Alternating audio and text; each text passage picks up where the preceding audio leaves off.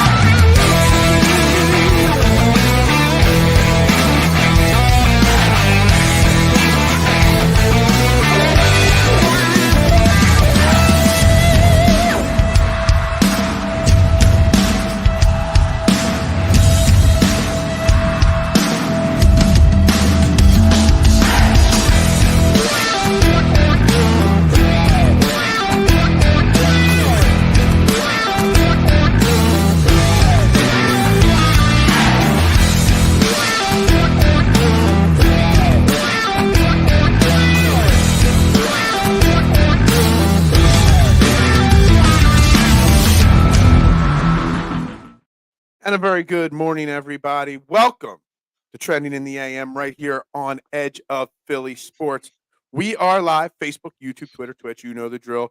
Wherever you are watching, hit that like button, that share button, that subscribe, that follow, retweet, whatever it is. It's free to do. It does not cost you a thing to support a local content creator and support a great channel like Edge of Philly Sports. So make sure you hit all those buttons. I'd greatly, greatly appreciate it. I'm your host every single morning right here, Phil Stiefel.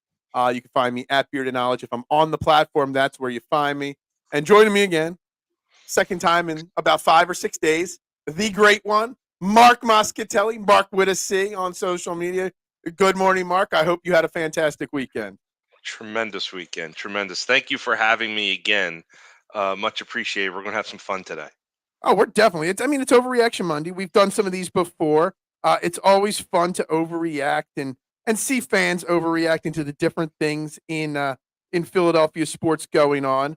And to recap, this weekend and everything that's going on. Obviously, the Phillies played the Braves in a huge series. Did drop 2 out of 3, so we're going to talk about it. And Aaron Nola, because I want to overreact to Aaron Nola a little bit today. So we're going to get to that in a second. Phillies had 7 All-Stars named. Could have been more, but I really want to give props to the people that made these selections to get some of these names like Matt Strom and Jeff Hoffman to the All-Star game. So we'll talk about that. Sixers signed Caleb Martin this weekend, and Sixers Nation is freaking out and excited. So we're going to talk about that. And obviously, Joel Embiid in the Olympics and my fears there, of course. And obviously, I want to talk about that Tyrese Maxey video and all the hype that they're going around him. He's just a special kid.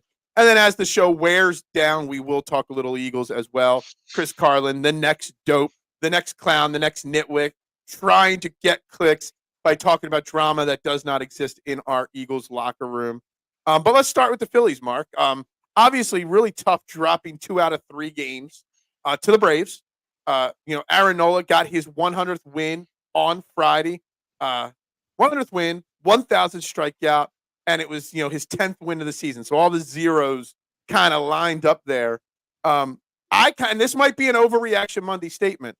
I think Aaron Nola might be the most underrated Phillies pitcher of the last 30, 40 years because I don't think he gets the credit for how consistently really, really good. He's not elite, but he is a really, really damn good pitcher and has been for what, 9, 10 years now with the big club. Thoughts on Aaron Nolan? Thoughts on this weekend, Mark? um, I mean, for the weekend, it was bound to happen. I mean, when you have Harper, Schwarber, JT Mm-hmm. out, your fifth starter, you're shuffling in and out. You don't know who's your new fifth starter going to be. Like, you were bound to lose a series. I, Mhm. I mean, it sucks that it was against the Braves, but you're bound to lose a series. I mean, they're still on pace for like what 106, 107 wins. Mhm. Just what is the long term goal? It's to make the playoffs and win a World Series, and I don't think they're off that track. Let the Braves gloat in the win, Mhm. the series win, but we all know if we had our guys, they had their guys. I think the series would be much, much closer. And the way, honestly, the Phillies have played all year, we probably win that series. For Aaron Nola, to your point, I think um, he's a great pitcher, and he fits the mold of starting pitchers today. And I think sometimes you look at your starter, especially older guys like us, and we look at them and say, well, he doesn't have a 20 win season under his belt. Mhm. And you don't judge starting pitchers by that anymore. I mean, you really judge them. How many strikeouts can they have, and how many innings can they go?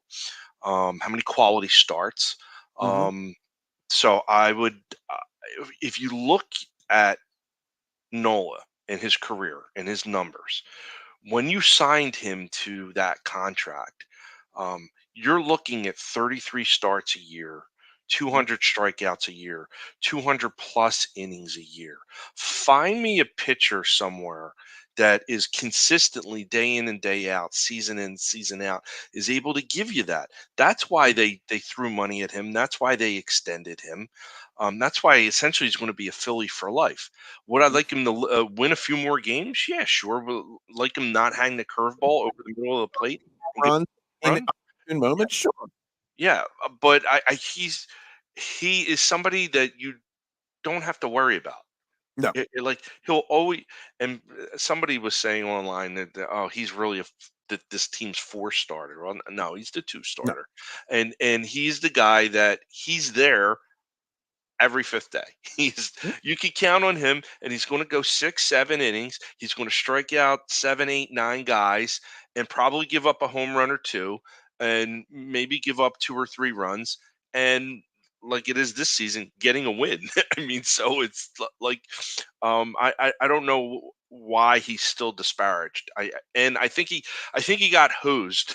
I think he really should have been named one of the all stars. But when you I have actually think he will. I think he will get added to the All-Star game because from what I've read, Wheeler pitches 2 days before the All-Star game. So Wheeler won't be able to go in the All-Star game, so maybe they sub him out with Nola. I forget the exact number. I looked this up a couple weeks ago, then I never brought it up, and I forget the exact numbers, but it's where Aaron Nola ranks in the all-time Phillies win list. And it's not super high, but it's in the top 10 or 12 or something like that right now. But in the Pantheon, if he stays healthy throughout his 7-year contract or whatever it was, which he is the type of pitcher, knock on wood, hasn't had arm trouble or any injury history, he has the potential to get to be, I think it's the top 3 or top 4 Yep. in Phillies Mhm. wins of all time. And for a guy, you just said people always complain about him. For a guy that gets as much complaints as he does about not being good enough or overpaid or whatnot, he is going to go down as one of the winningest pitchers in an era when wins don't matter and you don't get a lot of wins.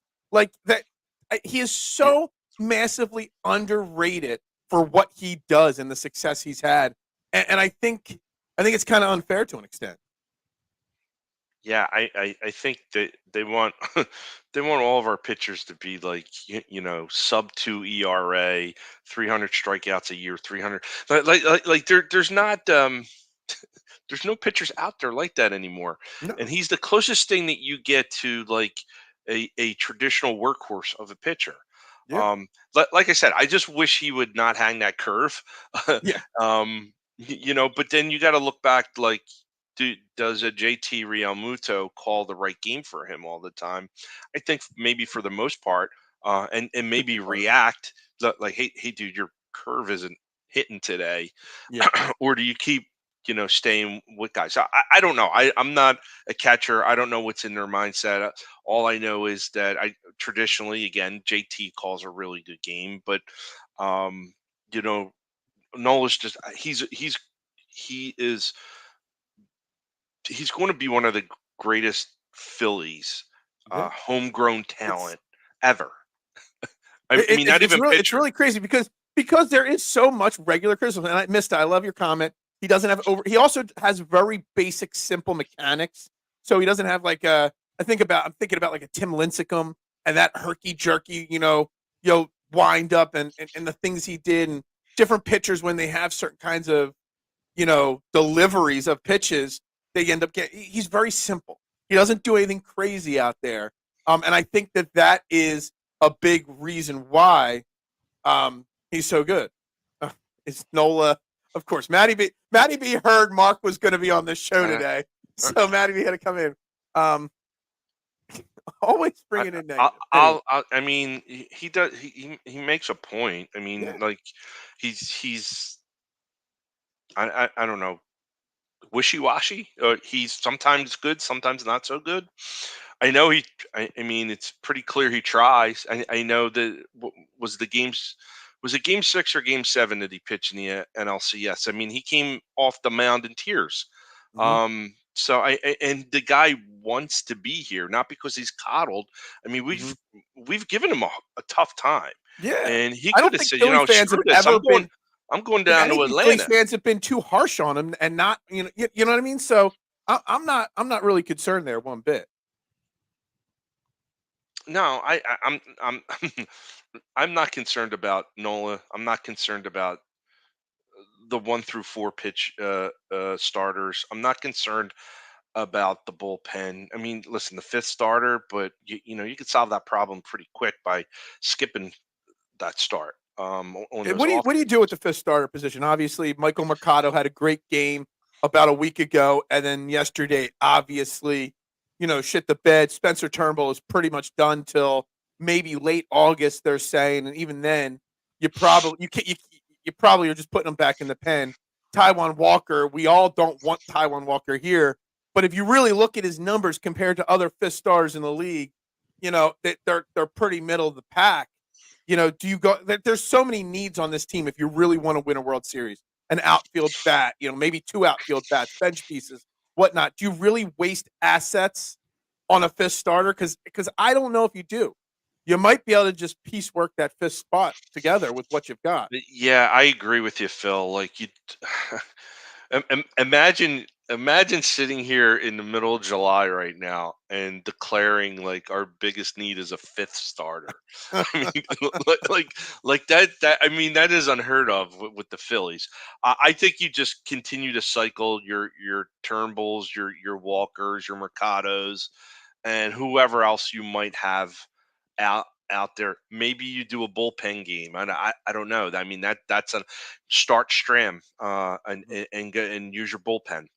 Yeah. That's an option too. I'm not worried about the pitching. This is the Big Al best. says he's worried about Ranger. Rangers had two, sketchy, starts. And on top of Ranger, Christopher Sanchez got lit up in his last start, and Zach Wheeler got lit up in his last start. Is this just a case of, it's contagious? Good pitching is contagious. Bad pitching is I contagious. I heard something about Ranger having a dead arm. And if I recall, like Zach Wheeler had a dead arm in 2022. Yeah. Maybe the All Star game will give him a little bit of rest. He can also throw an inning. He's probably in the middle of whatever days he throws his pitches. His off day throw. I think that'll be a help. Somebody and I tweeted this out. Somebody said that because since his family has been in, that he's not been the same pitcher, and to send his family back to where's he from, Venezuela? Something like that. I That's I saw mean that. but listen, man, like Hold I, on, it, hold on. The problem was when I read that comment, I read that as whoever put it out there originally meant it seriously. Like it's a funny, sarcastic joke. But I think the person who originally put that information out there wasn't trying to make a joke. I think they were really talking it up like that. So well, I mean, some of these Facebook groups are yeah, out of control, but you're the um, ultimate fan groups, as they like to yeah, be yeah. called. I hate them. But I mean, listen, I like talking about real world stuff, family stuff with this Hmm. team because I think it really is a family. And like this guy his family has never seen him Yeah. play baseball before Yep. professionally, and all of a sudden, like they're here. Yeah, dude, you're going to spend time with your family. It's quite I possible bet that you in he's about going. 8-9 months, there's going to be another baby Ranger on the way as well. I didn't even know he was married. I mean, like he just looks like a young single guy out on the town. But No what? offense. This might be a little over the top, and this might be a joke, but obviously, my pizza shop is in Kennett Square. There's a huge Spanish population, and we always joke. You never know these Spanish guys. You think they're young, you think whatever. We had a guy working for us. We thought he was like 20, 21. Next thing you know, he tells us he's got a wife and 4 kids back in Mexico, and that's where he sends Yeah. his money. I was like, hold on, I didn't Hmm. even know you're old enough to have 4 kids. Like, you Yeah. see Ranger's wife and his kids. I'm like, hold on, his kids aren't like 2 months old. His kids are old No. enough where I'm like, Yeah. "Eh, these Well, guys have other lives down there that we don't even know about." yeah. There's a good comment that it'll come up about his age. You just throw it out there. He looks And like he's yeah, he does. exactly, yeah. He looks But like his he's wife looks like 17. she's like 28 years old. Yeah. What? He's closing in on 30, and his wife was at the game, one of the Mhm. hotter games, and she Yeah. was wearing leather pants. I don't know if you Yeah. saw that or not. I was like, "Oh I my god!"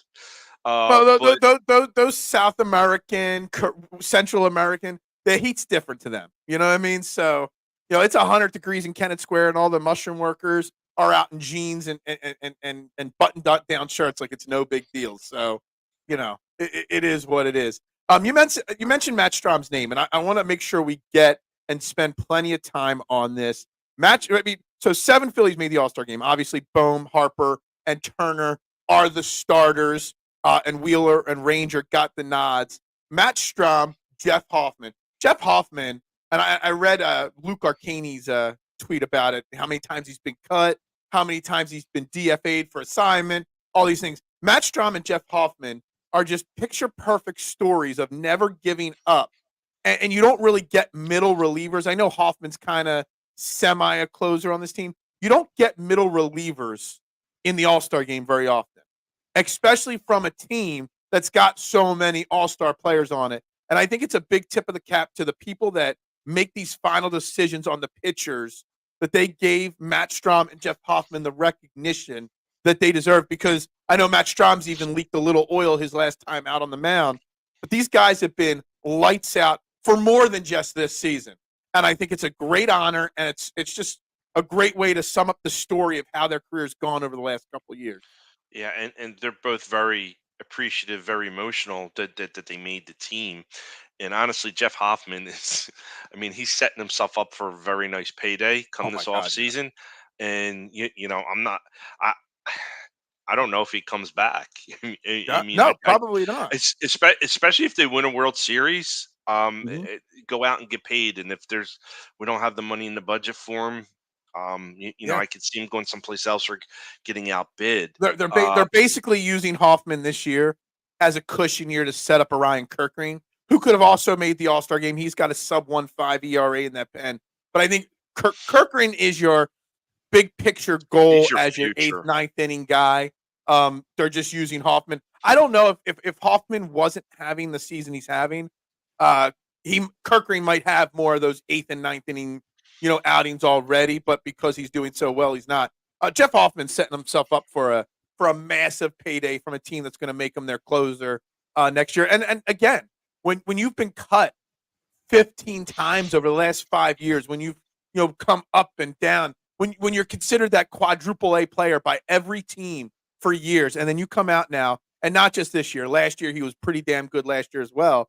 I think it's that fight, that determination, not giving up on your goals. He's a good person. He doesn't get in trouble. I love the story. And again, Matt Strom, starter, reliever, long reliever, can pitch in the ninth inning, can pitch in extra innings. This guy was a cast-off before he got to the Phillies last year, and he's now put together a year and a half of great, pitching out of our bullpen. And Matt Strom, I mean, if he failed as a pitcher, he could always be Nicolas Cage's stunt double, but he doesn't have to worry about that. Nick Cage could be his stunt double now, or in the Matt Strom Hallmark made-for-TV movie, Nick Cage could play him. Matt Strom is he's he's an active guy on Twitter. I mean, there's that tweet that's floating out. I'm not going to repeat it, but he definitely will get into it. I was watching on Comcast Sportsnet or whatever they call it, NBC Sports. Yeah, whatever it's He's called. got a It's he's got always a Comcast to me. yeah, he's got a baseball card show. So Oh, it's fantastic. he's a big time baseball card collector, Mhm, and he's I mean he's a very personable guy, another character on the team, and he's just a really good fit. And he's a really good middle relief pitcher, knows his mhm, role, and it will accept whatever role that you give him. And that's what I mhm. said. Like if they wanted to do a bullpen game and start him out, I don't think we would have any problems with it. I see this comment from Joe here. It's, we all wanted Josh Hader. We all wanted the Montgomery kid and the Snell. All the guys we wanted have all had horrible seasons, or we didn't really need them like we thought we did. I know Montgomery's like got a north of 6 ERA. Um, this Speak for pitching staff, yourself. I didn't want any of those guys. well, a lot of I didn't want Phillies Nation wanted them to add all these guys, and the guys we have are doing just fine. Honestly, if Dave Dombrowski did not make a move for a pitcher, it wouldn't kill me because I have the confidence in you can always use more pitching. So I Mhm. expect them to add somebody, but it's not the major priority. Real quick, I did see this comment from Miston. I want to get in this. Matt, Alec Boehm's going to be in the home run derby. And I don't know if I like the idea or not. Nobody wants to be in the home run derby. The home run derby is turning into the dunk contest slowly, but surely. But Alec Boehm is not a home run hitter.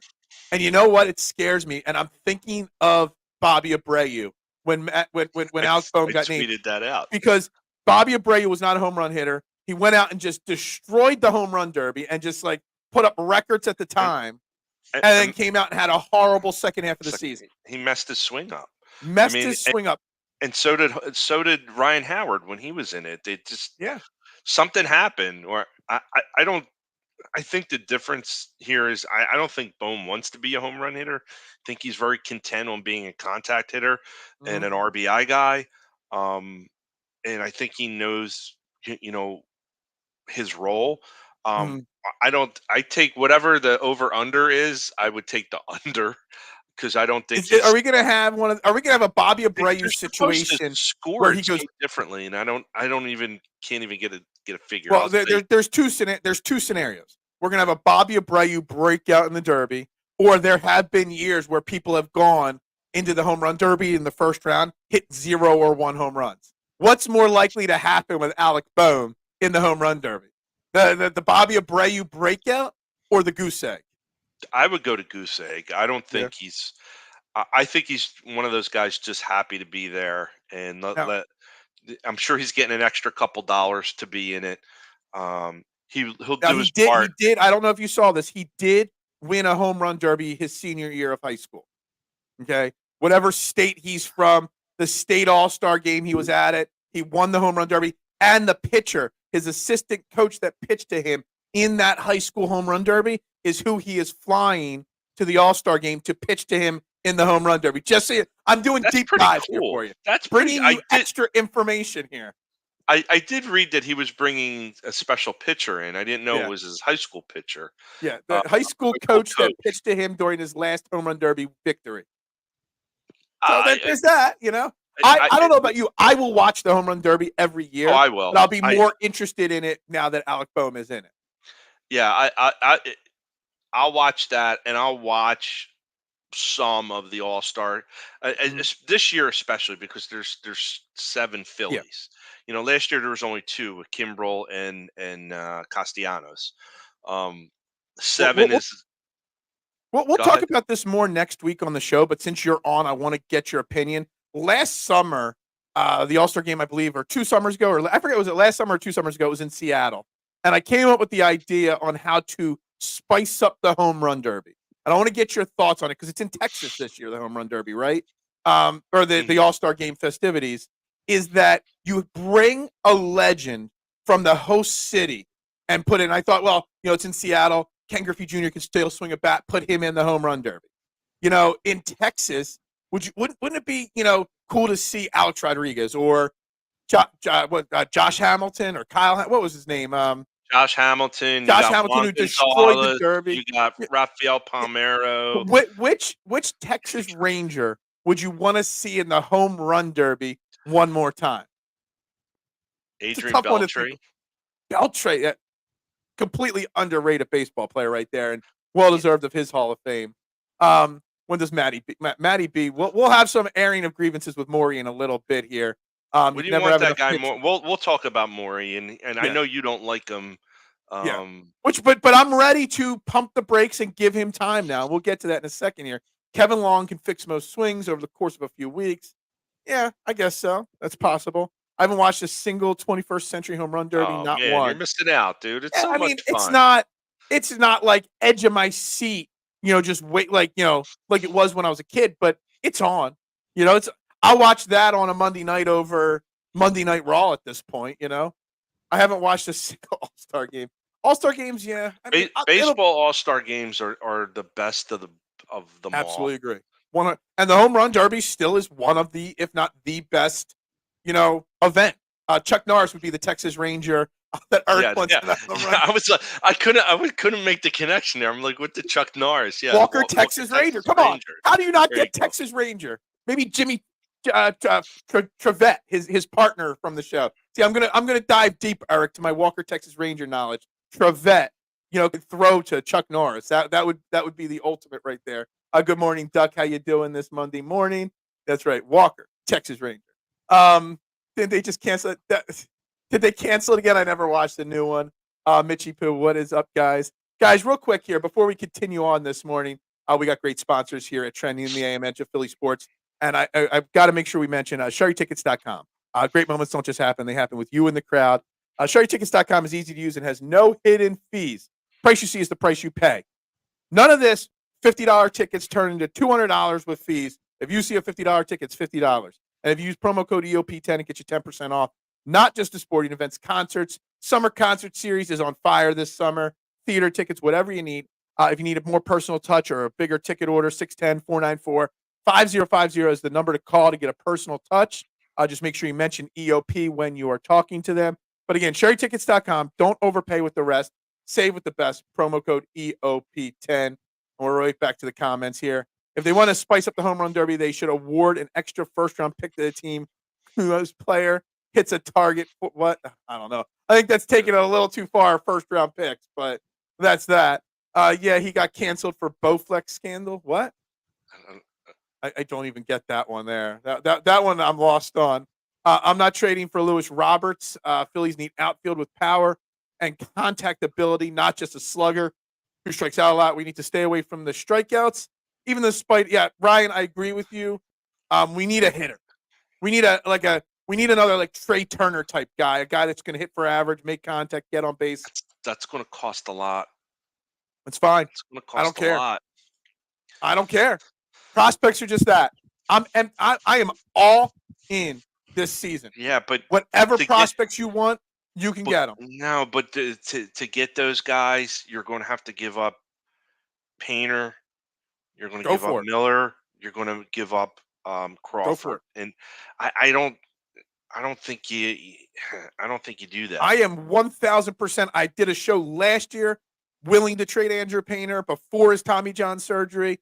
I am 100% okay trading Andrew Painter for the right person.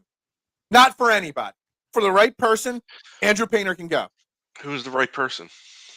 I'm not sure which one's the right person, but I would do it. If you're getting a great deal on it, if you're getting a controllable guy that can hit 280, 300, play every single day in the outfield, that's going to hit 20 home runs. Listen, Dombrowski would do it because again, that's kind of his MO. Mm-hmm. But I don't okay know. with it. They're so close with the team that they have constructed right now. I do think their outfield situation, they've counted on something that has not come to fruition. Rojas can't hold the center field job. Marsh cannot hit left-handers, nor is he given the opportunity to do that. Pache cannot be that reserve outfielder that you want to be. Dahl, Clemens, Merrifield, like Merrifield. Do you realize he made an All-Star team last I year know. and he's hitting like 190? Like Yeah, I don't it's get bad. it. I just don't get it. Like they've tried a lot of different things with the outfield, and the only constant really is Nick Castellanos in right field, and he Mhm. didn't play right field yesterday, if I'm not mistaken. Did he DH or did he I not think play he at all? DH'd yesterday. Think of He it this DH. way: people are so scared to trade Andrew Painter. Zach Wheeler is here for what 5 more years on his contract. Aaron Nola just started his 7-year extension. Ranger Suarez is going to be here for a long time. Sanchez just extended for 4 more years. So you realistically don't even you've got the fifth starter position, and that's it. So if you take a risk on trading Andrew Painter right now and again, when I brought up trading Andrew Painter, it was when Shohei Ohtani was on the trade market still last year. And I said I would trade Andrew Painter for Ohtani even without a guarantee of an extension from him. Just because Andrew Painter to me is an elite prospect, but how many elite pitching prospects have we traded away and have not worked out? I could care less. And now he's got an arm issue. So there's no guarantee. So what's his name is available maybe? Juan Soto. And it would be a rental. Wait, You know what? wait, Go get me Juan Soto if you wait, want. back You up, can back put him in up. right field, move Castellanos to left field, and then figure out center field. Wait, of the Yankees, Soto is available. There have been rumors that Soto is available because I he know the is not. Yankees are tanking it right now. They're playing Yeah, awful. yeah. Um, I'm just saying, I don't know. if he was available because he's on the last year of his deal and he wants out of there, I would do it. I would trade Andrew Painter for an elite outfielder in a heartbeat, even if it was just for a rental. Now, listen. If you're trading Painter and maybe some of our second tier prospects, maybe somebody on the 40 man, and getting Soto back, Mhm, um, yeah, I probably do that. But if they're going to want like your top two prospects, and mhm. I'm not giving up Crawford or Miller at this time, especially where you have like your outfield is just so Well, upside Miller's down an right now. infielder right now, so He's I an would like to see infielder, that but like the they're infield going to have is to kind of transition him to crowded. outfield. Yeah. Yeah. So, I mean, I am more willing to trade Andrew Painter than I am Miller or Crawford because of where our pitching is at this point and will be barring catastrophic injuries for the next, 4 to 6 years. So that's why I'm willing to move on from Painter. Then you can attack the next Andrew Painter in the next, which Sunday is the Major League Baseball draft round one, and Matty B and EOP. Look at this 7-day a week programming right here on Edge of Philly Sports. We'll be live on Sunday for the first round of the Major League Baseball draft, just like we were live for the NHL draft, just like we were live for the NBA draft on both nights. So make sure you guys are locked in. 35 shows on the network this week. We even have Sixers Summer League post-game shows this week on this channel. So make sure you guys are locked in to this great channel right here, guys. I'd greatly appreciate it. You worry about 5 years from now, 5 years from now. I'm all in. I want another World Series title. I am willing to move anybody for the right prospect. So that's just me. For every prospect, like I remember like when they were going to get Roy Halladay, nobody wanted to part with Kyle Drabeck, Kyle and he Trabeck, amounted yeah. to nothing. But listen, there were some other Sixto pitchers. Sanchez for JT Realmuto. Sixto Sanchez, Spencer Howard. But listen, there's a track record of us trading guys that actually had nice careers. I Who? mean, Carlos Carrasco has That's the had. only one you can name. Gio Gonzalez was another. And Gavin Floyd had a little bit of a flash in the pan with the White Sox. So Flash in like the pitch. pan is not a He regret was from a trading the pretty. I guy away. believe he made an All-Star team with the White Sox. He might have. Um, Carlos Carrasco is the only one. And honestly, Carlos Carrasco's and career did is fantastic to follow because not only has he beat arm trouble, he's beat cancer. answer. And he's made comeback after comeback, and he's still pitching. I mean, he's been in the bigs for like 15 years now, and he's still out there pitching right now. So Is I've he back always with been the Guardians? I don't. he pitched this weekend, and I saw his name in in a box score, and I can't remember who now, but I didn't even realize he was still around and still pitching. So he pitched yesterday, actually, I think. Yeah, I would go after Soto too if he's available. Why not? Even if there's no guarantee of him sticking around after this year, Juan Soto in our outfield would make our offense even more lethal. More Chuck Norris jokes from Mista. The Chuck Norris jokes are great.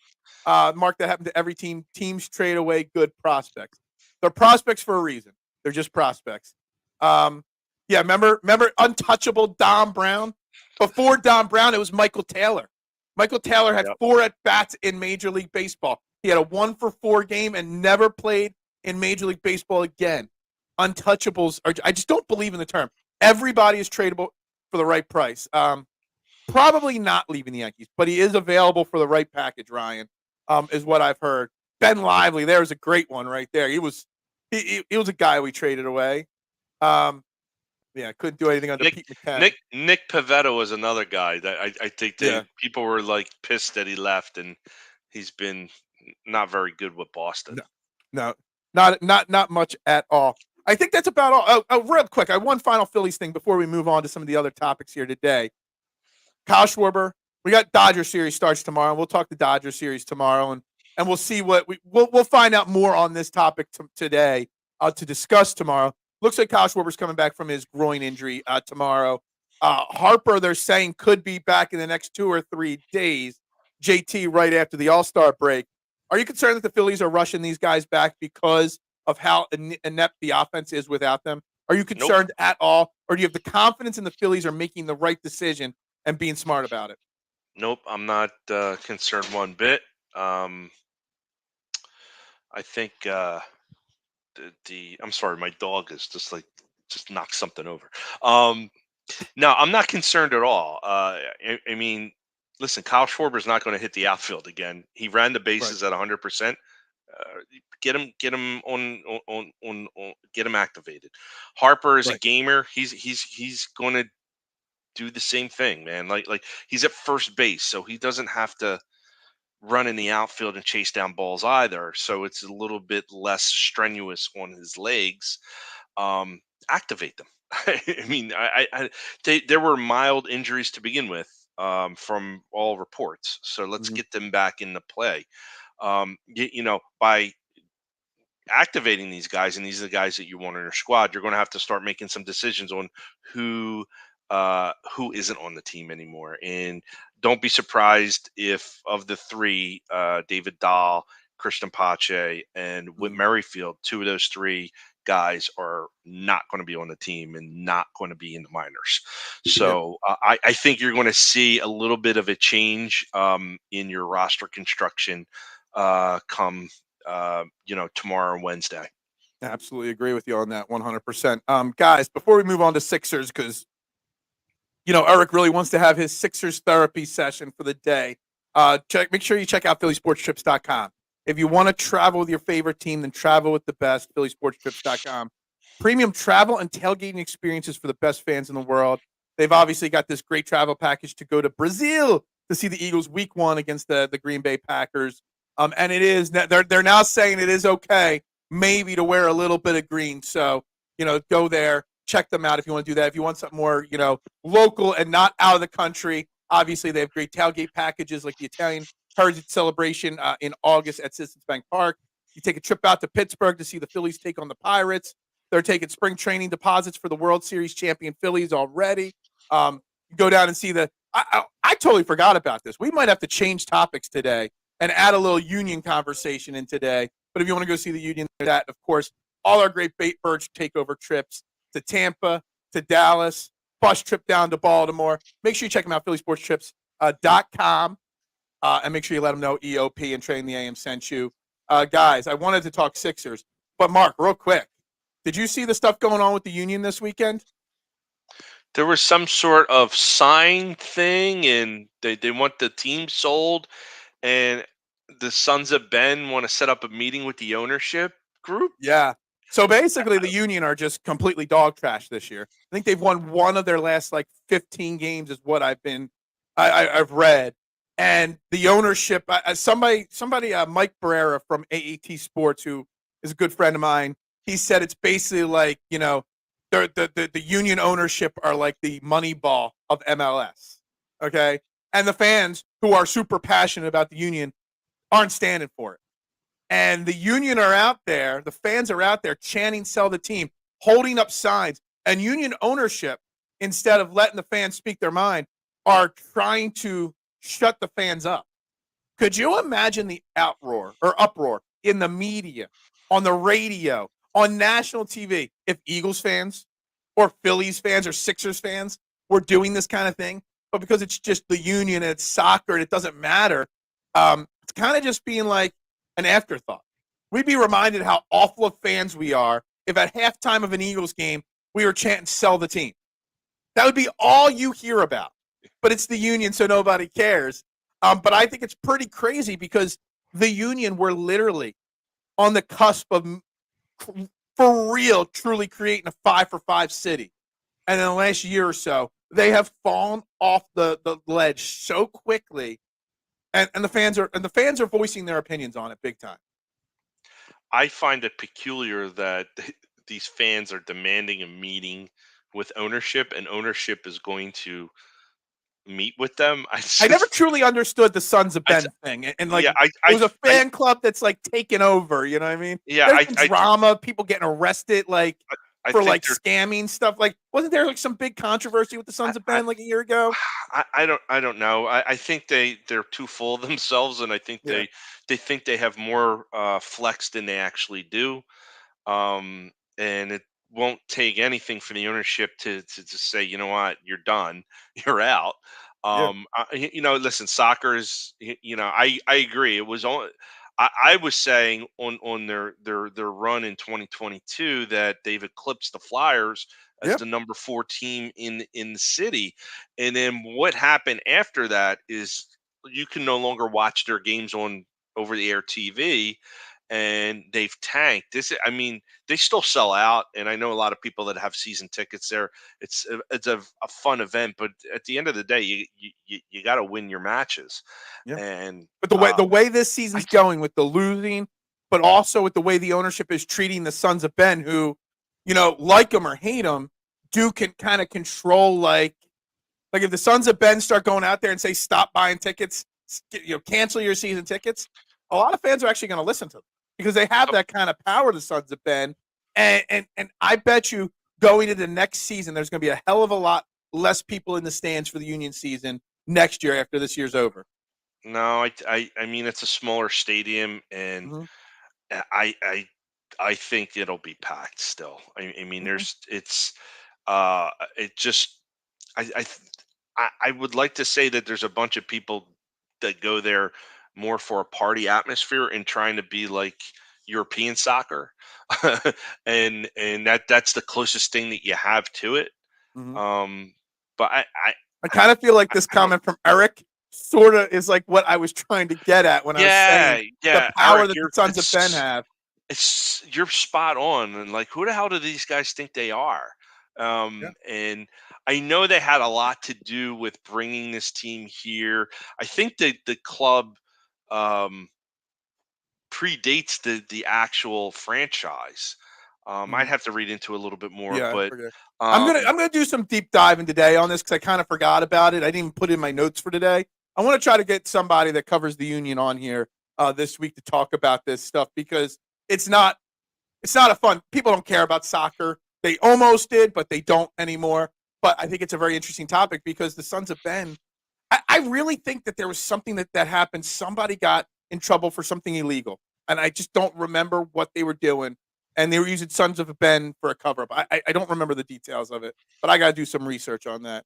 And yes, Jim Curtin is still the coach. But yeah, I don't know if that's going to be for much longer than that. Nooms.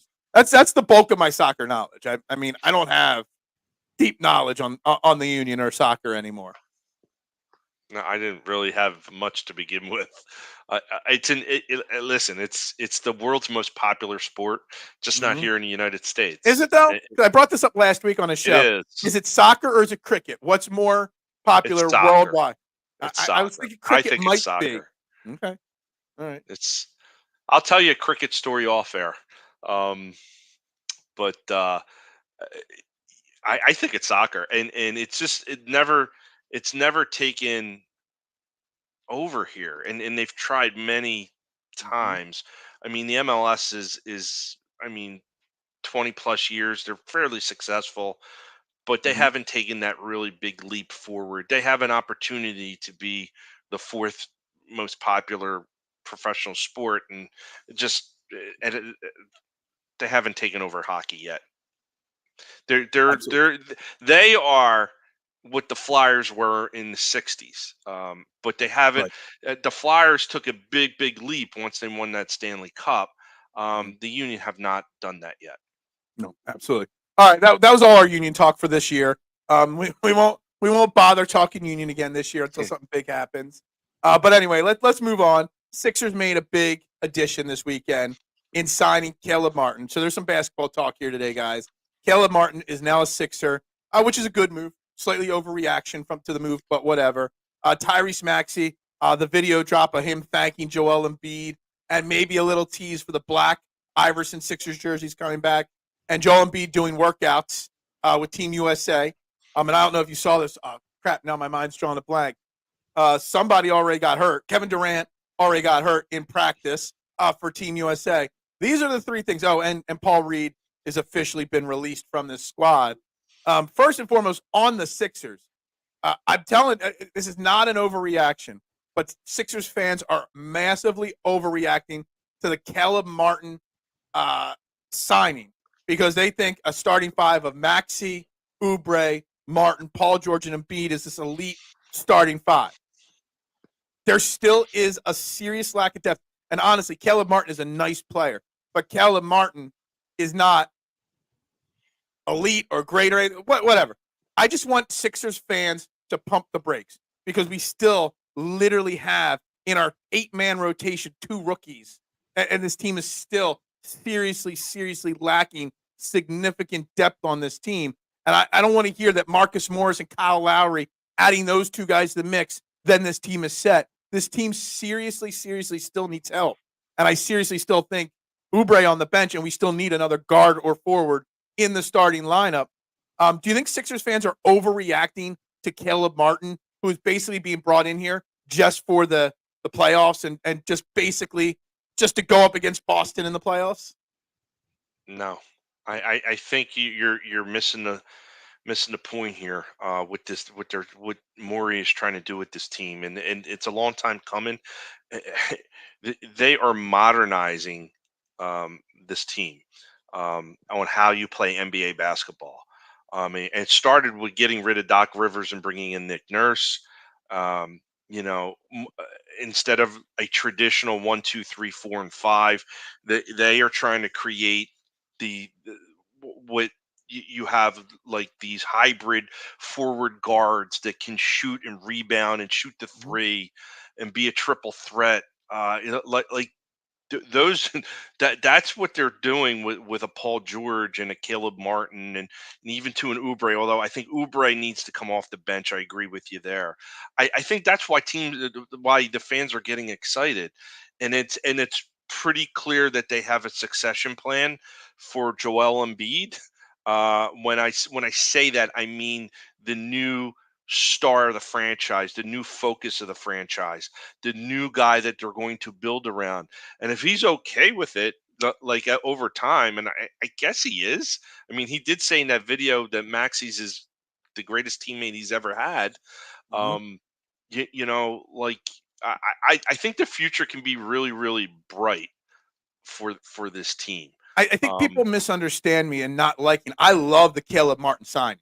I do because everything you said, the future style of the NBA, the smarter version, the better version of PJ Tucker, everything about this team is being built right. But the problem is there's literally 6 players on this team, in my opinion. You can't trust Jared McCain yet. no, Bona is 3 years away, from even contributing. Realistically, you've got your starting 5 right now. You've got Andre Drummond, the 2 rookies, and Eric Gordon. That's it. And people are saying, well, you add Marcus Morris, you add Kyle Lowry, we're set. That's not a championship winning team. That's well, what we've been. a second round exit Oh, team. I think it's Because hear me out. You still got to manage. You got to assume. I know he played 72 or 73 games last year, Paul George, but Paul George is probably going to miss 20 games. Joel Embiid's going to miss 20, 25 games. Okay. You still don't have a real starting point guard, realistically speaking.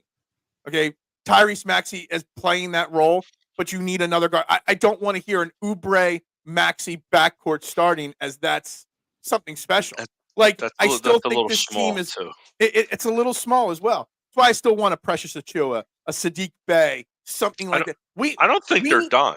I know they're not done, and that's why I'm just telling people to pump the brakes before they put us in the Eastern Conference Finals against the Celtics. Like, this team is a really good team. This is the best starting five we've had in maybe since 2019, but it's still not good enough to compete. Everyone's like, it's the Celtics, the Sixers, and everybody else now. I think the bookies have us as the third favorite to win the NBA championship just because of the Martin and Paul George edition. And I think that's just going a little too far right now. Because if only moves they make is Marcus Morris and Kyle Lowry, that's not exciting to me one bit. They haven't made those moves yet. So no, but that's what everybody's assuming are the next moves, and that's it. And I've seen quite a few people tweet out, give me Marcus Morris and Kyle Lowry. What an off season. Let's go. Trust Daryl Morey and his his closer sport coat that he wears. But listen, I think he's just a quick segue into that. Like he's been given a plate of shit.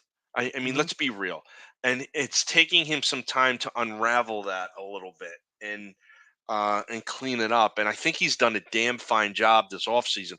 On paper, I think the Sixers have had the best offseason of all the teams.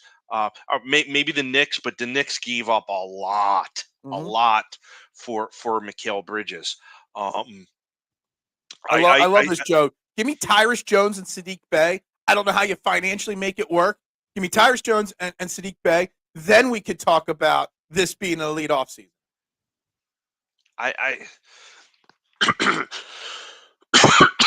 Excuse me. But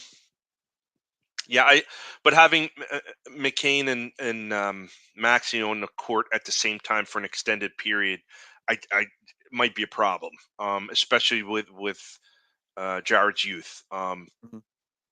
60% construction. Stop. We're better than that. We're a car with no tires and no steering wheel.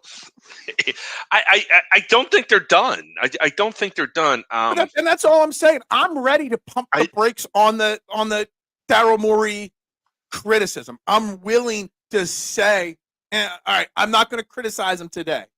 But what I'm not ready to do is put them in the Eastern Conference Finals again. I'm not ready to put them in the 2 seed already.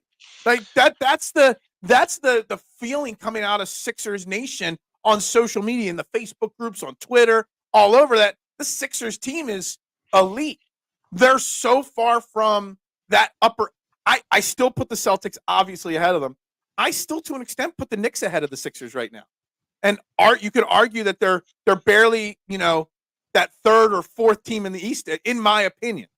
They need more than vet minimum guys. They need guys that could sign bigger contracts, but choose to sign on the vet minimum to come here to win a chip. That's what they need. They don't need 38-year-old Kyle Lowry. They need Tyrus Jones. They don't need, however old Marcus Morris is. They need Sadiq Bey or Precious Achua. They need more. You know what I mean? And I'm just want people to relax, pump the brakes a little. I agree. When you go against the Knicks and the Celtics, like, they could cycle in 8-10 guys and not miss a beat. Right. And when we did it last year, like, there's considerable drop offs, and we need to make sure that we have guys, whoever those guys may be, that when they are in, it's not a drop off, and that's part of the reason why Drummond is back.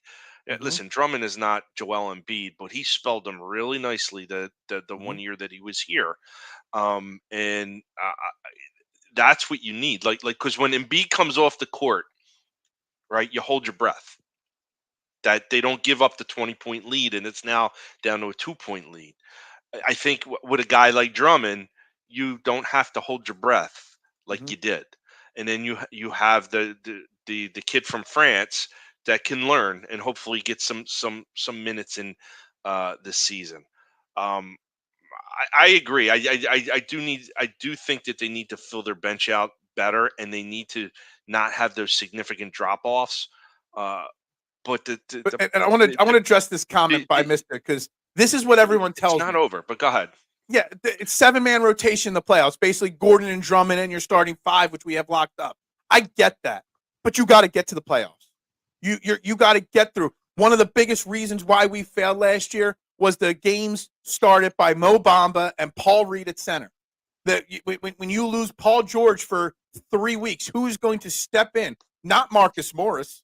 You need to have viable guys on your bench so you don't need a 7-8-man rotation during the regular season. I don't want Joel Embiid playing 38 minutes a game in the regular season. I don't want Paul George or Maxey playing 39, 40 minutes every single game in the regular season.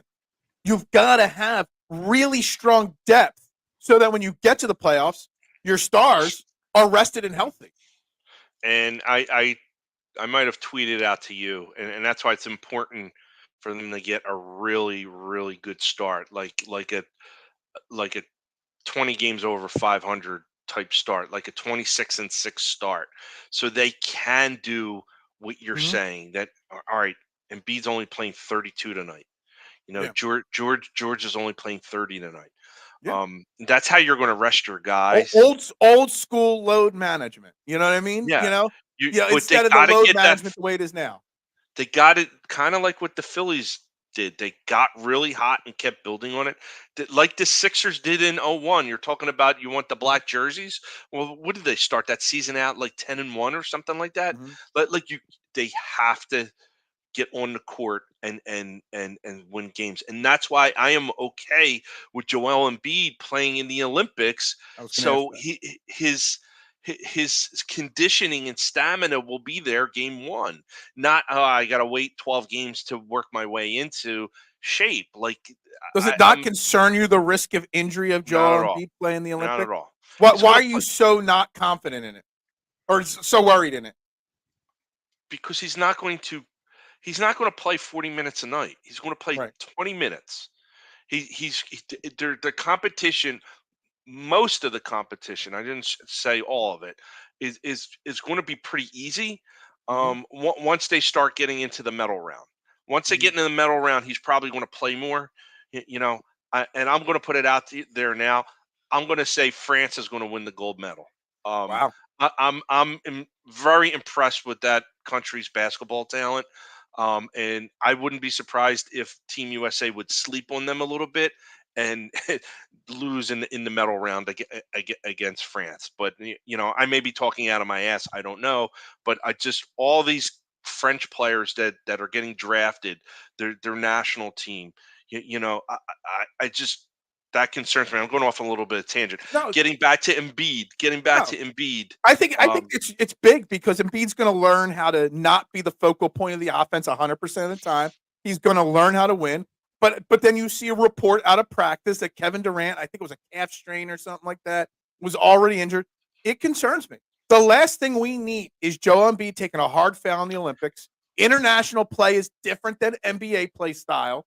There's a lot more running. There's a lot more things going on in the international game, and these international teams play together all year long, all their whole lives together.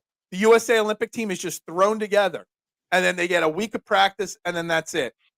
It concerns me the injury aspect. I know you want him, in shape week 1, but I'd rather him healthy and get into shape by week 3 than injured and missing the first 2 months of the season. there. I want him to play. He wants to play. And if you Yeah. heard him speak, listen. Let's be real here. He's from Cameroon. Mm-hmm. He immigrated here to play basketball. Um, Everything that life has given him is really because of being in the United States. Mm-hmm. He's a naturalized citizen. He had the opportunity to play for his birth country, France, whom he's also a citizen of, or can justify playing there. And in USA, and he chose the USA. Mm-hmm. and I tweeted this out as a reply. It's just big picture stuff here, guys. Mm-hmm. An immigrant who's come to the United States, who's made a name for themselves, has a chance to represent that country. Well, that is like the American dream, isn't it? Yep. Isn't that everything that whether you're from here or you immigrate here, like isn't that what like you won? So why are people giving this guy shit? You should go play for Cameroon or you should go play for France. You're not an American. He's an American. He Yeah. married an American woman. His son is born in the United States. He's a U.S. citizen. He is very thankful and appreciative to be here. I have no problem with him choosing U.S. Team There's USA a lot of over people that do Cameroon. not have I know, and I've seen them, and I think they're bogus claims. Those people saying that 100% bogus, for sure, without a doubt. Because I think is it Eric Gordon or somebody else I saw is playing for Team Bahamas in international play, and he said he chose that over another country because he's trying to help that country grow its sport or something like that. But you really can't win in that situation. But still, there's no way I can train my brain not to be worried about Joel Embiid in the Olympics. There's just no way I can. We're so used to him getting hurt and the injuries and the falling and whatnot that my brain will not allow me to enjoy him playing on Team USA. It won't allow me to.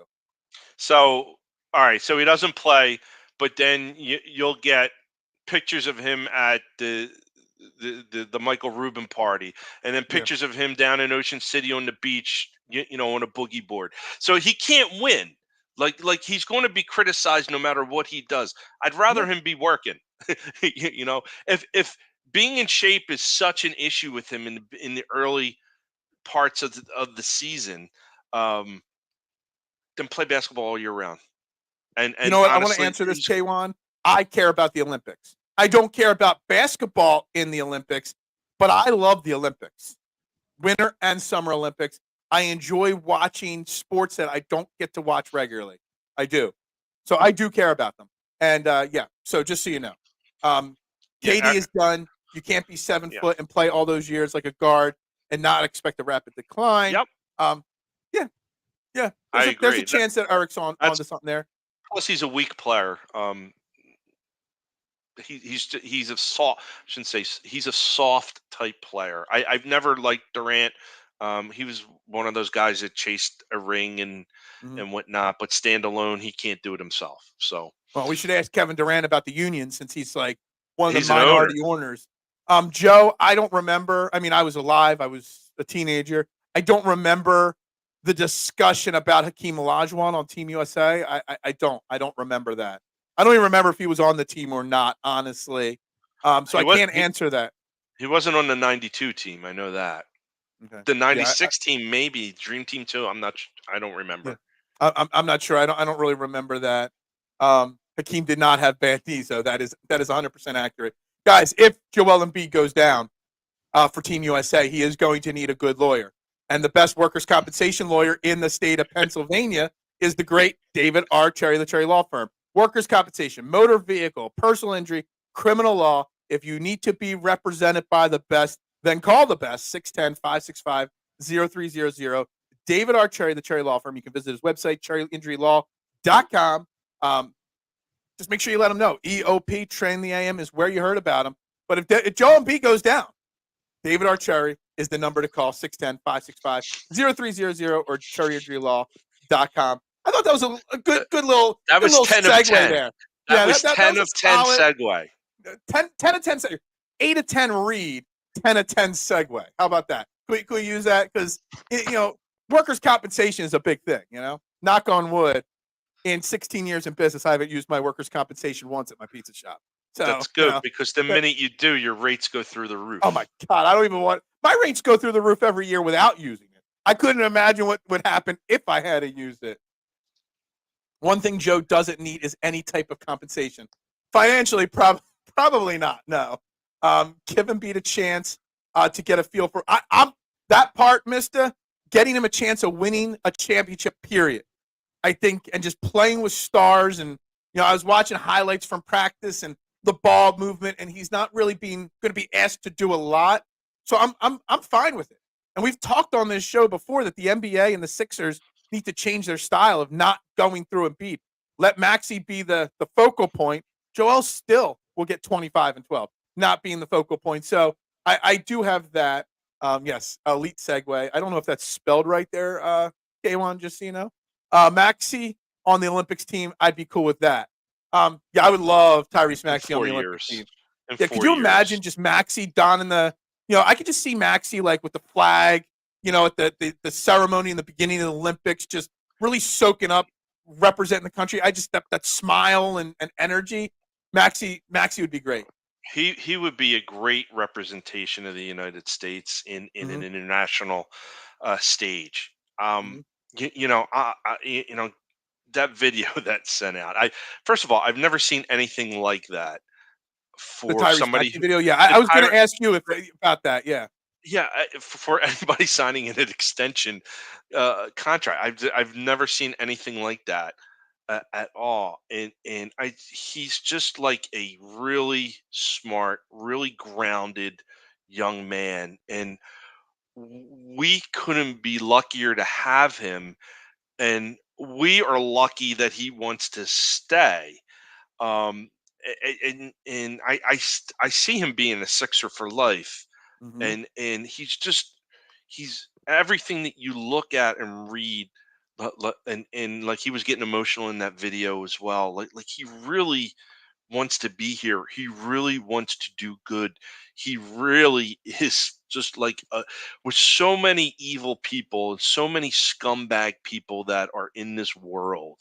Mm-hmm. Um, he's not that. And I'm not saying like the rest of the Sixers are, but like Right. did you could tell that this guy is different. And Mm-hmm. I'm thrilled that he signed that max, and I'm thrilled Mm-hmm. that he's going to be here and represent the city and the Sixers, and just do the things that he does. I'm just really, really happy. I'm really Yeah. happy for the And organization I and really, I really for enjoyed. Maxi and his family.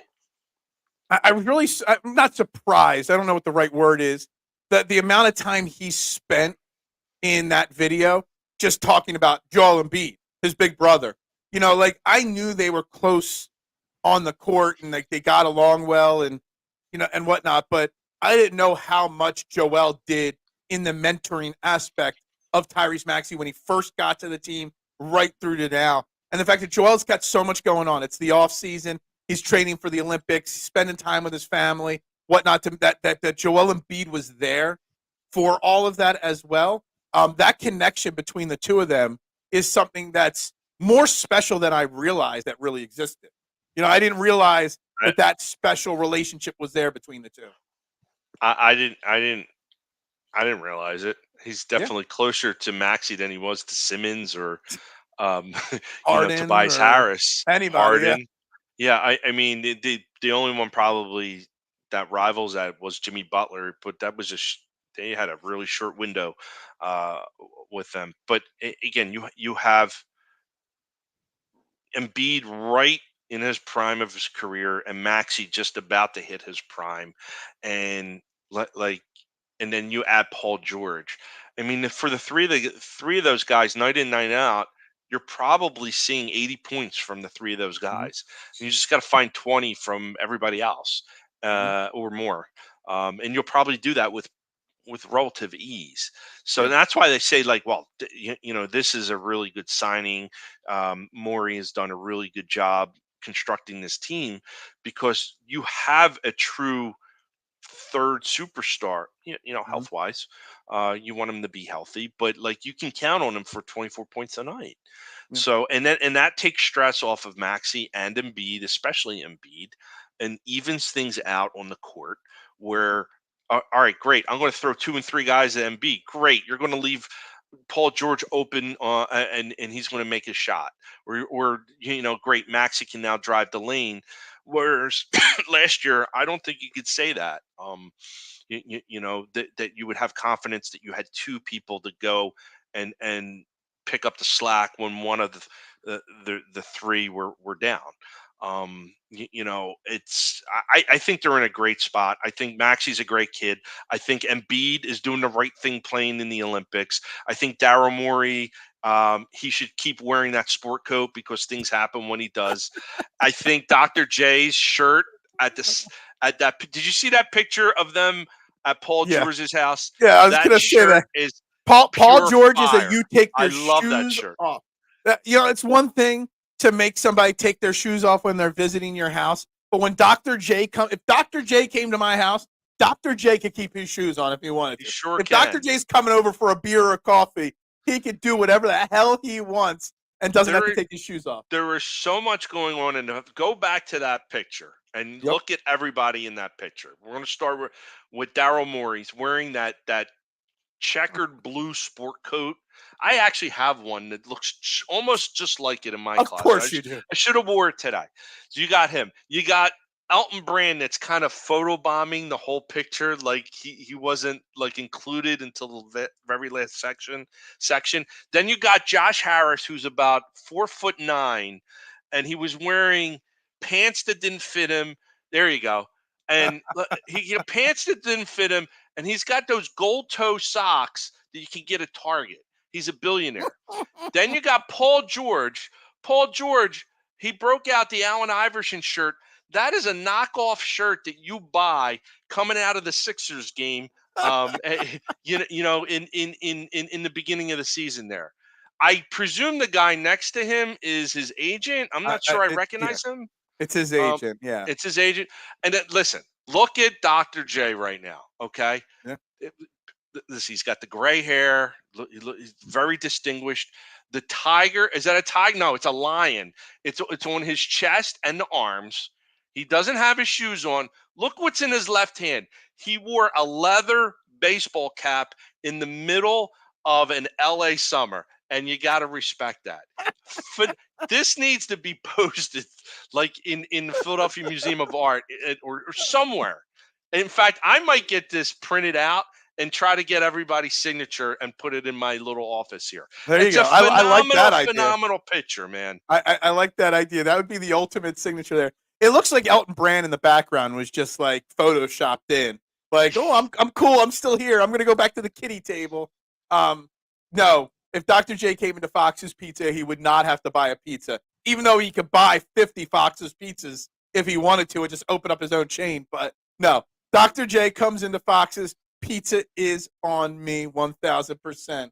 Dr. J still, yeah. That was interesting. I love that picture. I wanted to talk about the jerseys, and we briefly talked about it before we went live.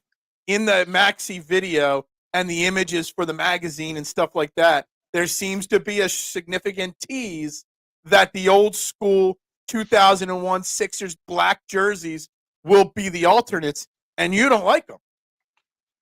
I hate them. Why do you hate? You hate them like I hate the Kelly Green jerseys. Where is the black in the color scheme of this team? It never was. It doesn't matter. Black jerseys are just tight no matter what team, what league, they're ugly what sport. as sin, dude. I love them. I actually like the blue version of that jersey better than the black itself. And I know you equate that jersey to obviously the 2001 team, Absolutely. Allen Iverson. Stepping over Ty Lue in the black jersey. Yeah, I just don't like it. Mm-hmm. I don't like it. My favorite jerseys, really the jersey that I came up with, the mid '80s with Charles Barkley, the white ones and the red ones.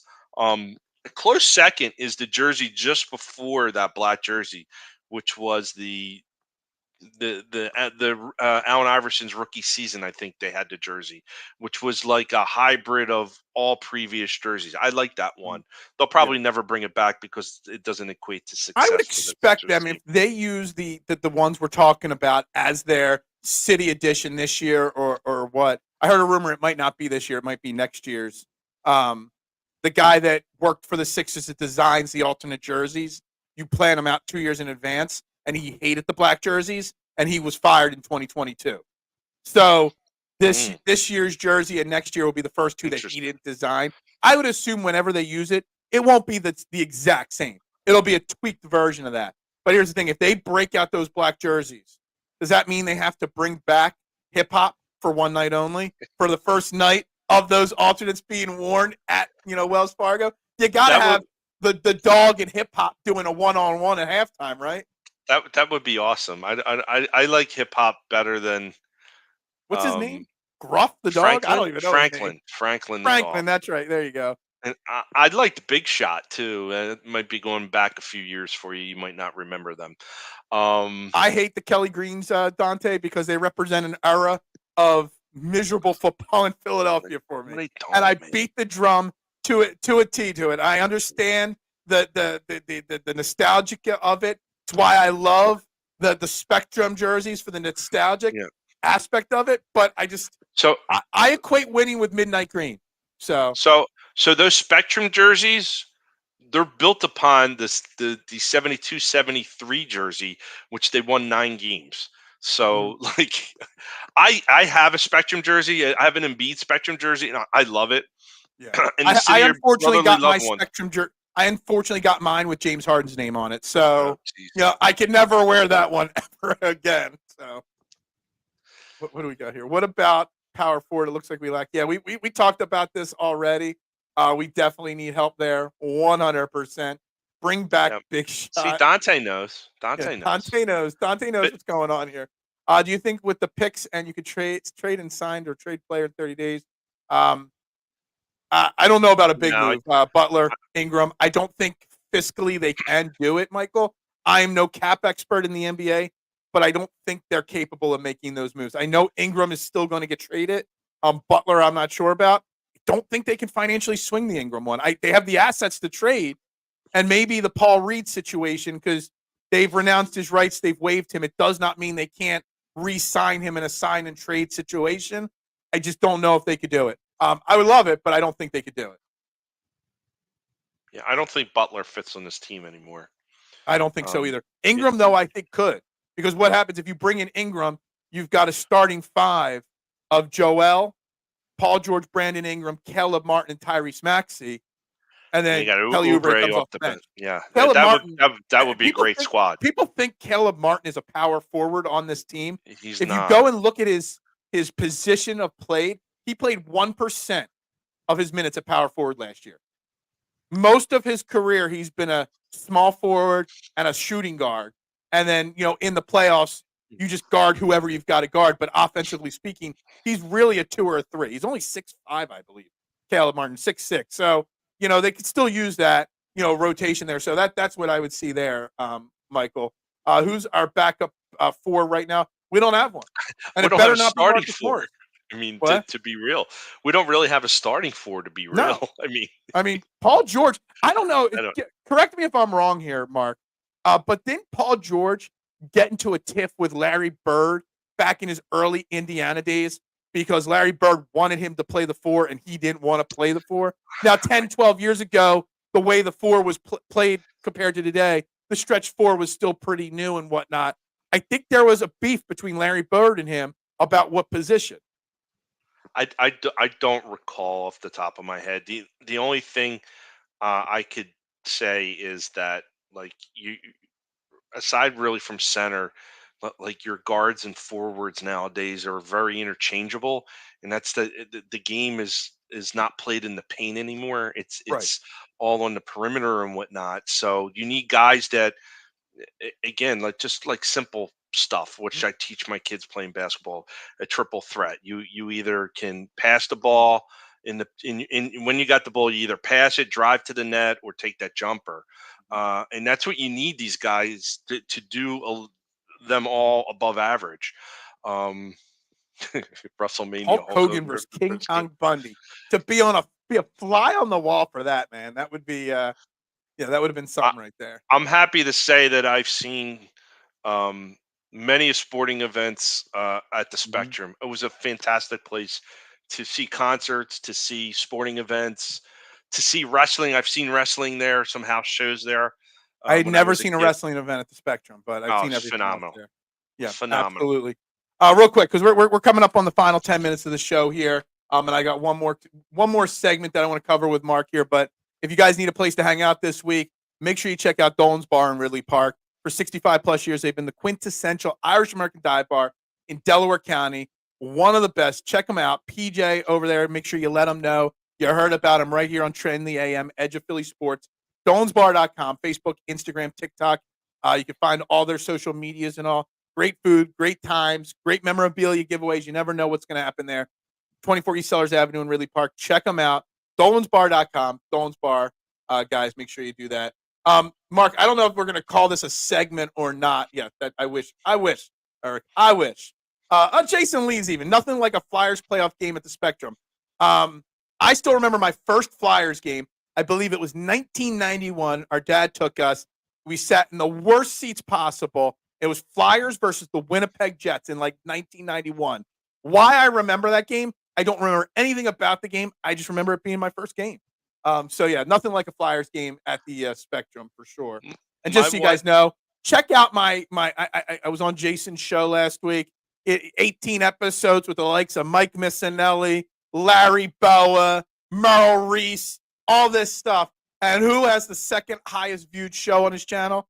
This guy right here. I haven't beaten Ray Diddy's 20,000 views, but I beat out everybody else, just so you know. Check it. I draw ratings, just so you know, Mark. Jason Lee is a good follow on Twitter, and his sports show on YouTube is great as well. So yes, I second that. Yeah, absolutely. So real quick, I don't know if I'm going to call this a new segment because we do this all the time, but I'm just going to call it this week's dope of the week, this week's nitwick of the week, whatever you want to call this segment, is a guy that everybody on, I think it was Friday sometime, they started talking about him, his comments, Chris Carlan from ESPN. And I don't even care about his comments. I don't. Because he's WFAN. He's not ESPN, is he? He's got a profile on ESPN. He does work for ESPN as well. Okay. Because that's how I had to Google search him. I'm like, who's this guy everybody's talking about? He used to work for WIP. You know, when I have to Google search you, why are you getting so much press? Again, just another national big name guy from New York, from Philly, from ESPN, wherever, stirring up drama. We are now 2.5 weeks, 2 weeks from the start of training camp. And another guy is starting drama with the Eagles that is so baseless. So I'm going to call him the clown of the week. Is that a fair way to call it? Is that a good? Can we start having a segment, the clown of the week, on this show? Sure. He's a New Yorker. Yeah. Why? Well, of course, we had a New Yorker doing WIP work, right? Because why does WIP constantly want to bring outsiders in instead of just using the people that were born and bred and know this city?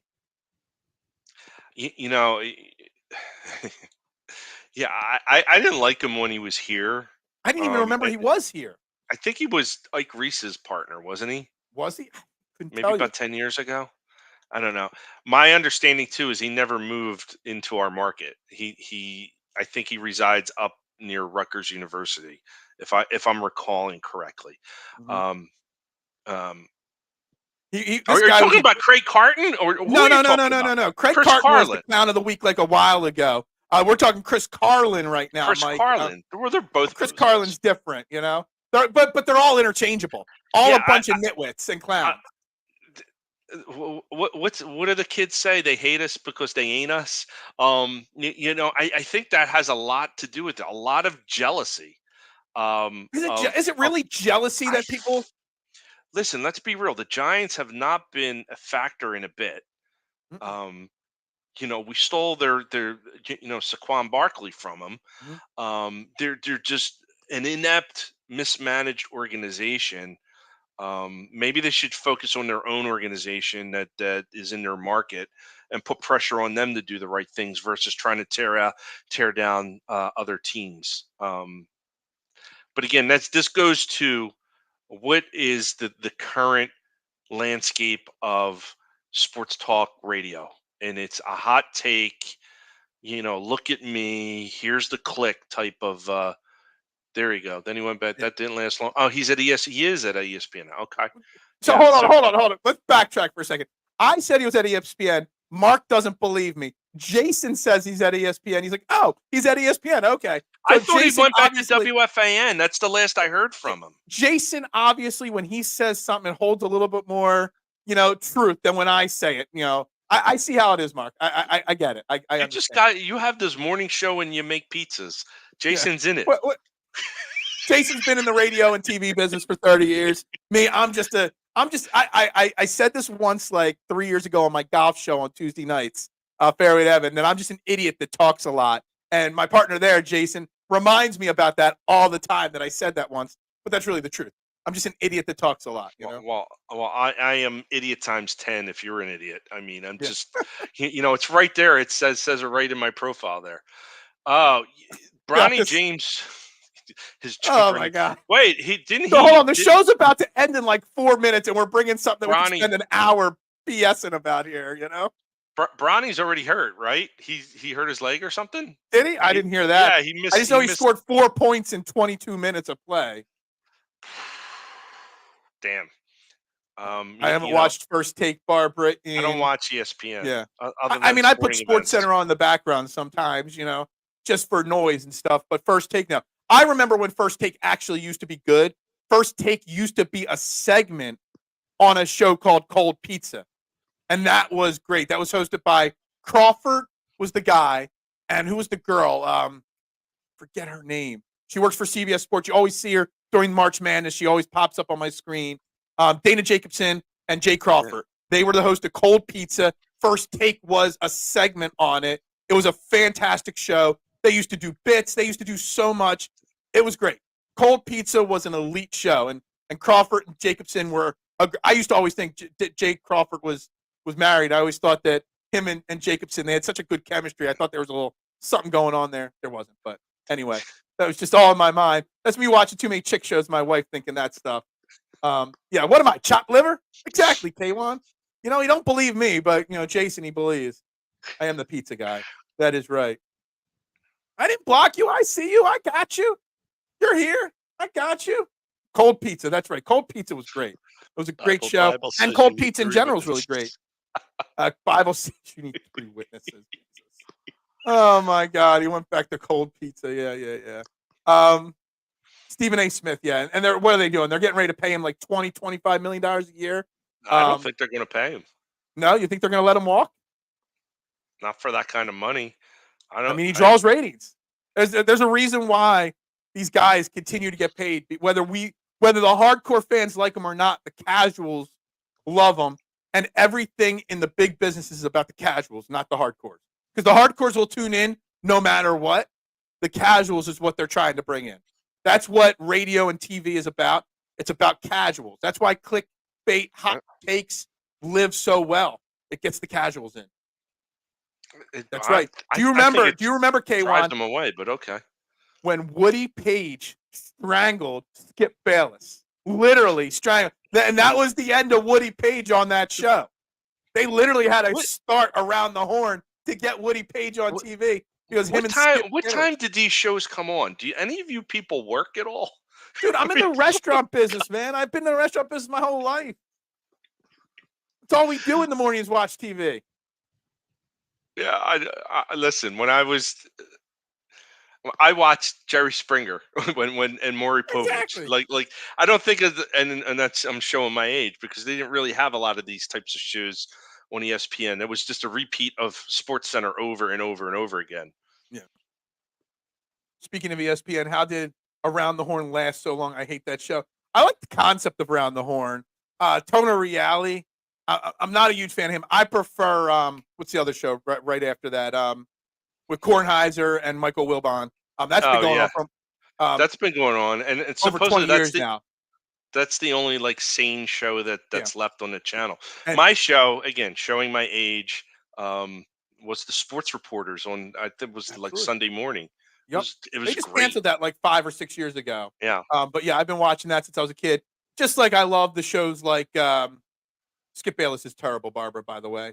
The great sports debate in Philly. Even when NBC Sports Network was still Comcast Sportsnet, they had Daily News Live. Daily News Live was really good.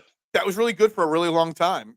That was actually a dream of mine to be on Daily News Live. I wanted to be on Daily News Live really bad, but they did away with that. When they had Max Kellerman, okay, Max Kellerman. I lost all respect for Max Kellerman as soon as I saw his rap hip hop video from the '90s And if you haven't seen that, there's a legit rap hip hop album from Max Kellerman, and it's just the worst thing in the world. So yeah, 2 vs. 1, Jason. Around the Horn, and the other one are I like Pardon the Interruption. That's the other one. I love Pardon the Interruption. It's a fantastic concept. It's a fantastic show. Around the Horn, I just don't like Tone of Reality. I think he's kind of a little D-bag. Daily News Live was appointment TV, Jason. I think you should use your connections, Jason, and let's bring back Daily News Live. I'll do Trending in the AM right here on Edge of Philly every morning. Then me and you will go to the studios and we'll do Trending in the afternoon. Me and Jason on NBC Sports Philadelphia. We'll bring the ratings back. We'll bring local TV back. Podcasters like you killed shows like Daily News Live. Absolutely, we did do that. Do it in. Will Bond and Kornheiser haven't been reporters for ages. They do spew some hot takes, but I do enjoy their interaction, their back and forth. So yeah, that's that. NFC East Eagles, Dallas, Washington. Dallas is not a 500 team this year. Neither is Washington or New York, though. So we'll see. Yes, Max Kellerman does know boxing, but he also supposedly thinks he knows rapping. And Michael, if you have not seen his rap video, just Google search Max Kellerman rap video, and it'll pop up. There is a boxing match this weekend at the Wells Fargo Center. Did you guys know that? I did not. I have not cared about boxing in so long. There you go. Somebody from the South enjoying your show. Phil, you're much better than Amy Fadul. Hey, I'm an Amy Fadul guy. I like her. She's been around for a really long time now. So doesn't she do some fill-in work on 97.5 now? She might. She might. I'm not sure. All right, guys, we're already past the 1:30 minute mark, hour and 30 minute mark. So we got to wrap this up. I got to get to work today. Mark's got to enjoy his last day off. It's Mark's anniversary, so happy 24th anniversary to Mrs. Mark. I can't believe someone would actually stick around with Mr. Mark for 24 years, but there's a crazy person out there for each of us guys, right? Yeah, I'm quite surprised myself, to be real. Yeah, well, congratulations, 24 years. I'm about to hit 18 years, so I got a few years to get to that mark still. Let's hope Melissa keeps me around that long. Funny, we both have Melissas for wives, so yes. Yeah. It's really odd that both our wives are Melissas, but yes. Thank you very much, everybody, for tuning in today. Make sure you guys shoot Mark a follow at Mark_Witt_A_C, any of his burner accounts as well. And you know who his burners accounts are because the only ones that retweet out his comments. So just going to throw that out there. With that being said, guys, make sure you're hitting that like, share, subscribe, follow button because, again, like I said, 7-day-a-week programming here on Edge of Philly Sports. Literally 4 more shows today. We've got 7 shows on the agenda tomorrow. Post-game, Summer League game for Sixers on this channel. MLB Round 1 draft, everything on this channel. Union talk, lacrosse talk, the Wooder Dogs, wrestling, everything. They got it right here on this channel. So make sure you're locked and loaded to Edge of Philly Sports.